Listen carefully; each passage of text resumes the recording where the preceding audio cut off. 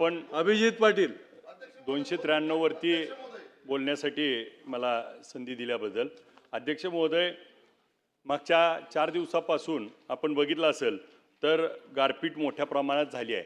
आता मंत्री महोदयांनी उत्तर दिले की त्या ठिकाणी गारपिटीचे पंचनामे होऊन त्या शेतकऱ्याला आज आमच्यातल्या द्राक्षाच्या बागा त्या ठिकाणच्या अक्षरशः झोपल्यात आणि मग अनेक उभ्या पिकांचं नुकसान झालंय. तर त्याचे तात्काळ पंचनामे होऊन त्यांना लवकरात लवकर मदत मिळणं अपेक्षित आहे. अध्यक्ष महोदय, सार्वजनिक विभागाच्या आरोग्याच्या माध्यमातून आज ग्रामीण रुग्णालय माडा आमचं अध्यक्ष महोदय, तिथं डायलिसिस सेंटरची आवश्यकता आहे.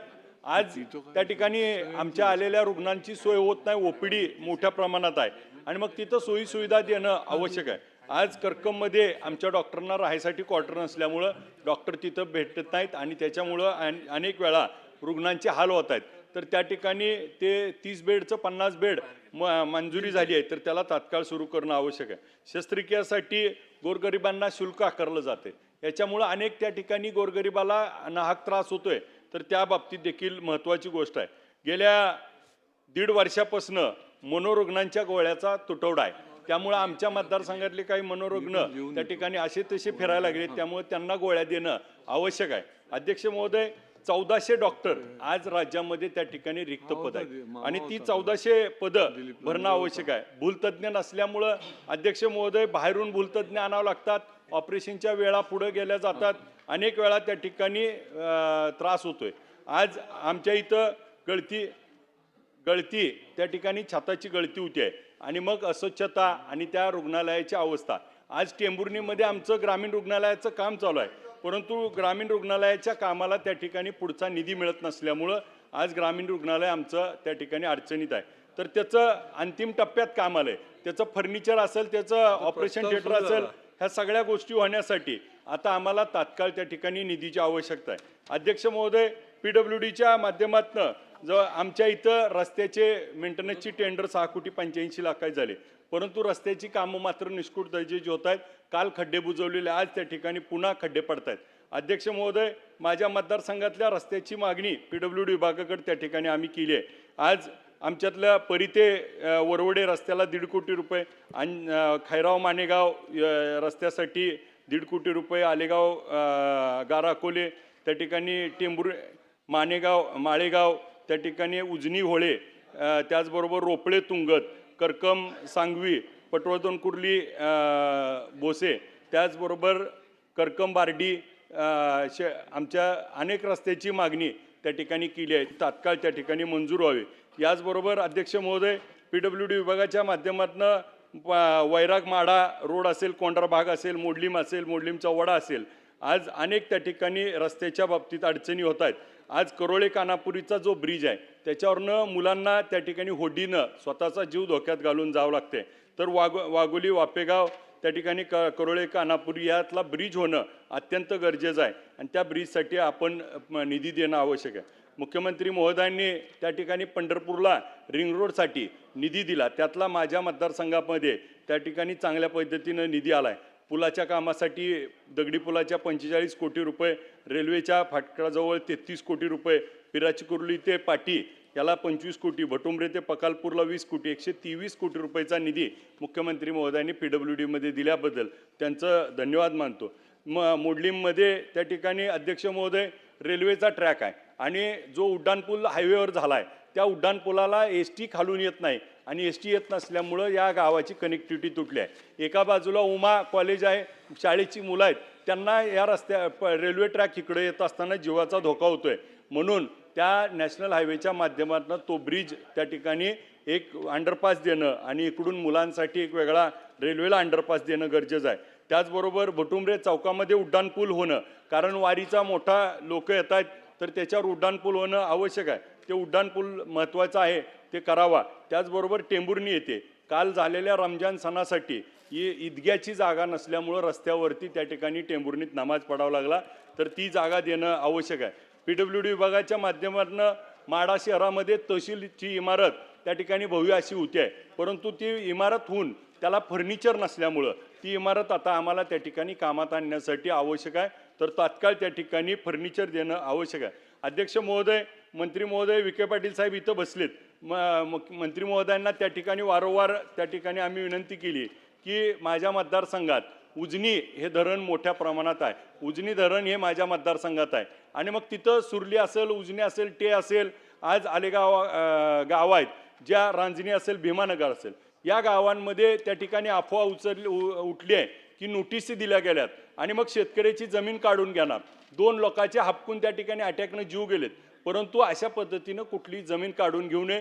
ते शेतकरी कसून गरीब काबाड कष्ट करतायत. त्याचबरोबर भीमानगर आमची रांजणी जी ग्रामपंचायत आहे त्याची बांधकामं मोठ्या प्रमाणात रहिवासी आहेत. तर मंत्री महोदयांनी मला आश्वासन दिले की ती जागाच त्या ठिकाणी आम्ही ग्रामपंचायतला हँडओव्हर करू, जेणेकरून कुणाचंही घर पाडायची गरज पडणार नाही आणि ते अतिक्रमण आहे त्याच्याऐवजी ते नियमित करून दिलं जाईल. तर त्याचा लवकरात लवकर अध्यादेश मंत्री महोदयांनी काढावा अशी मी या निमित्तानं विनंती करतो. अध्यक्ष महोदय, काल आपण बघितलं असेल की आमच्याकडं ट्रॅक्टर टोळी आमच्या जिल्ह्यामध्ये सगळ्यात जास्त साखर कारखाने आहेत आणि आमच्या जिल्ह्यातल्या सगळ्या साखर कारखान्याचा सगळ्यात मोठा प्रश्न असा आहे की आमच्या टोळी मुकादम आलं.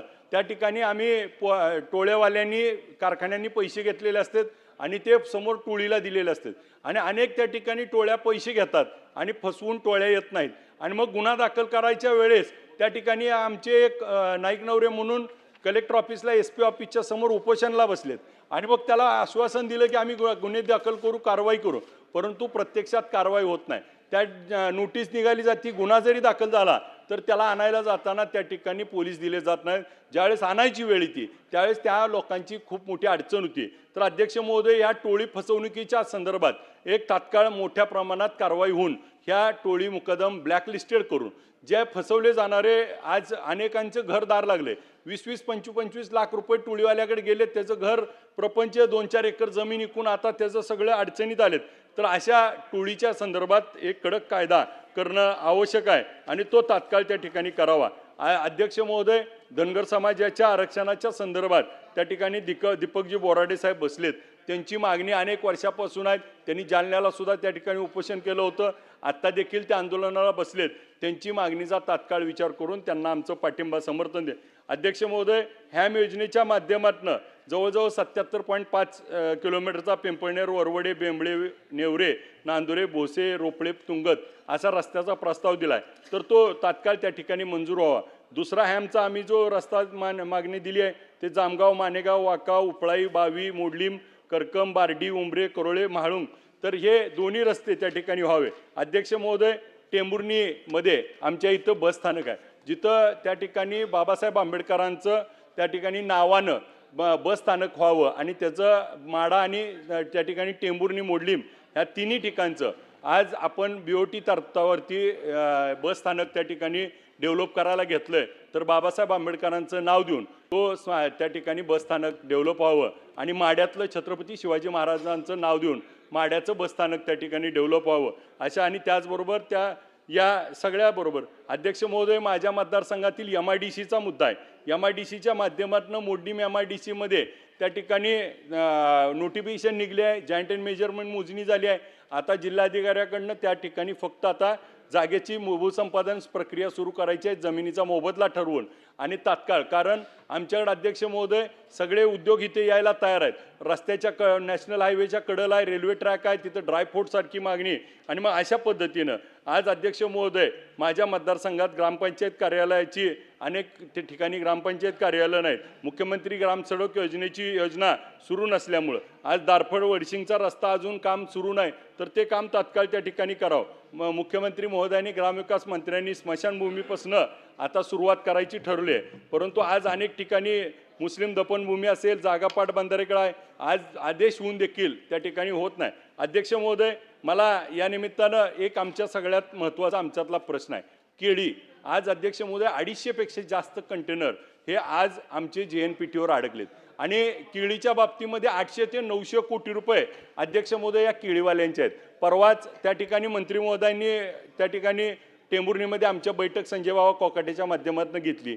पण आपल्याला या निमित्ताने सभागृहाला विनंती करायची आहे की आज आमचे केळी शेतकऱ्याकडनं घेणारे वेंडर मुलं आहेत, 300पेक्षा जास्त वेंडर आहेत आणि हे केळी शेतकऱ्याकडनं घेतात. ती त्या ठिकाणी आज कंपन्याला देतात. ती 40 ते 45 कंपन्या ज्या महाराष्ट्राच्या बाहेरच्या आहेत, त्या टेंभुर्णीमध्ये वास्तव्याला त्या ठिकाणी सगळे कोल्ड स्टोरेज घेऊन आहेत. आणि यांनी उदार शेतकऱ्याकडनं त्या ठिकाणी केळी मुलांनी घेतल्या वेंडरनी आणि त्या कंपनीला दिली आहे. डिसेंबरचं अजून पेमेंट येणं बाकी आहे. 800 ते 900 कोटी रुपयाचं पेमेंट येणं बाकी आहे. आज ती लोक त्या ठिकाणी दारात बसतायत. 4 महिने झालं पेमेंट मिळालेलं नाही. लोक त्या ठिकाणी हवालदिल झालेत. पैसे मिळण्याची अपेक्षा आहे. आणि मग केळीचा भाव आज जे 20 रुपये 22 रुपयाने केळी घेतली होती, या युद्धजन्य परिस्थितीमुळे 4 आणि 5 रुपयावर केळी आली आहे. तर प्रक्रिया केंद्र नसल्यामुळं आज आमच्या केळीच्या बाबतीत सगळ्यात मोठी अडचण झाली आहे. जवळपास अध्यक्ष महोदय 35,000 कंटेनर देशातले, त्यातले 23-24,000 कंटेनर माझ्या एकट्या मतदारसंघातनं केळी एक्सपोर्ट होती. आणि आज केळीच्या बाबतीत सगळ्यात मोठी अर्थव्यवस्था आमच्या भागातून होती आहे. केळीची समस्या खूप गंभीर आहे. तर या सगळ्या यांना आज वेंडरला अधिकृतरित्या त्यांना कोड दिला पाहिजे. त्यांना मार्केट यार्ड नसल्यामुळं त्यांना ओपन रजिस्ट्रेशन केलं पाहिजे.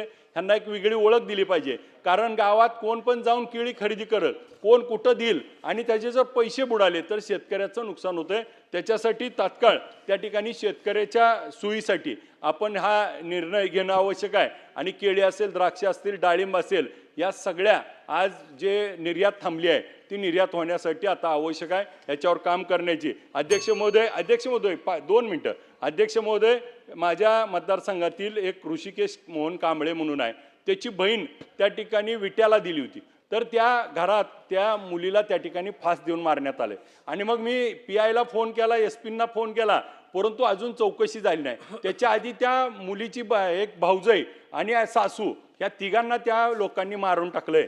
आणि एका घरात जर 3-3 महिला त्या ठिकाणी अशा पद्धतीने होत असतील आणि तरी पोलीस तपास करत नाहीत तर तात्काळ त्यांच्यावरती कारवाई करणं आवश्यक आहे. अनेक ठिकाणी अध्यक्ष महोदय मका खरेदी केंद्र सुरू झालेत, परंतु मका खरेदी केंद्र झाले, मका खरेदी केली, परंतु आज 3 महिने झाले त्यांचे पैसे मिळाले नाहीत. मका मात्र घेतली आहे, परंतु अजून शेतकऱ्याला सरकारकडनं पैसे मिळाले नाही. आणि आज जी मका खरेदी केंद्रावर मका येते आहे त्याला बारदाना नाही, म्हणून खरेदी केंद्र त्या ठिकाणी बंद आहेत. तर त्या ठिकाणी खरेदी केंद्रासाठी बारदाने उपलब्ध करून लवकरात लवकर आज अध्यक्ष महोदय अहिल्यानगर ते टेंभुर्णी 561A हा जो आमचा हायवे आहे, ह्या 4 लेनच्या बाजूला पूर्वी चौपट जमिनीला पैसे मिळत होते. आता सरकारनं निर्णय बदललाय आणि दुप्पट झालंय.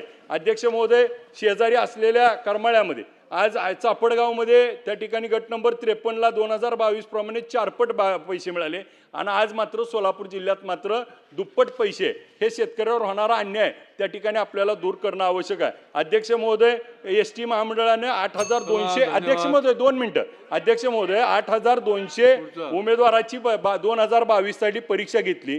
त्यामध्ये 1,058 उमेदवाराला त्या ठिकाणी नियुक्ती दिली, परंतु 2861 उमेदवार आज देखील नोकरीच्या प्रतीक्षेत आहेत. ही मुलांचे वय वाढत चाललेत.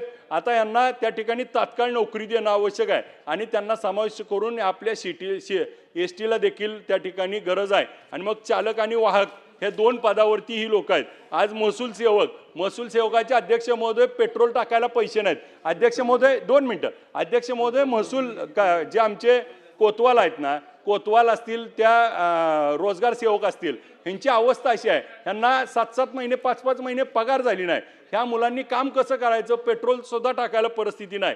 तर यांचे त्या ठिकाणी तात्काळ पगारी व्हायला पाहिजे आणि त्यांना जे सरकारने आश्वासन दिलं होतं त्यांच्या पगारीमध्ये वाढ करायची आणि त्यांना कायमस्वरूपी करण्याची, ह्या सगळ्या गोष्टी आवश्यक आहेत. अध्यक्ष महोदय, ग्रामपंचायत स्तरावरती जे संगणक प्रशासक आहेत त्यांना देखील आपण बोललो होतो 336 कोटी रुपये तरतूद. तर अध्यक्ष महोदय, त्यांनी देखील करणं आवश्यक आहे. आणि अध्यक्ष महोदय, मला बोलण्याची संधी दिली त्याबद्दल धन्यवाद. चला पुढे.